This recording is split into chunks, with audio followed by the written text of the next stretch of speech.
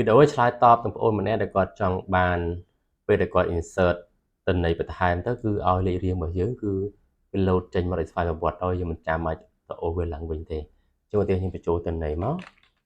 បាទអញ្ចឹងវានឹងមានលេខរៀងធម្មតាឬពេលដែលយើងលុបក៏វានៅបន្តលេខរៀងនឹង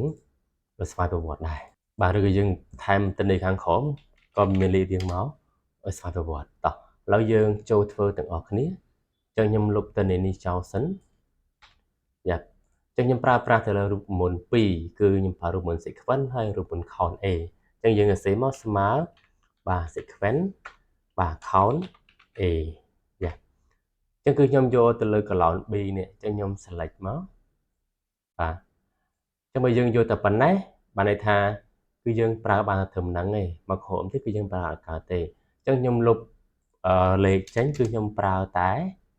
column ហ្មងបាទចឹងគឺពី B ដល់ B ហើយខ្ញុំបិទវងកញ្ចក់ខ្ញុំដកវាចេញមួយមកហើយខ្ញុំបិទវងកញ្ចក់មួយវិញបន្ទាប់មក enter មកបាទអញ្ចឹងវានឹង load មកឲ្យយើងហើយអញ្ចឹងពេលយើងថែមខាងក្រោមចាគឺវា load លេខមកយើងធម្មតាពេលយើងថែមកន្លែងណាមួយក៏វា load លេខយើងមកធម្មតាដែរពេលយើងលុបបាទឧទាហរណ៍ខ្ញុំលុបប៉ុណ្ណេះ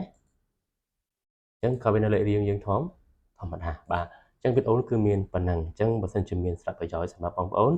អាចជួយ like និងជួយ share ម្នាក់មួយផងបាទសូមអរគុណ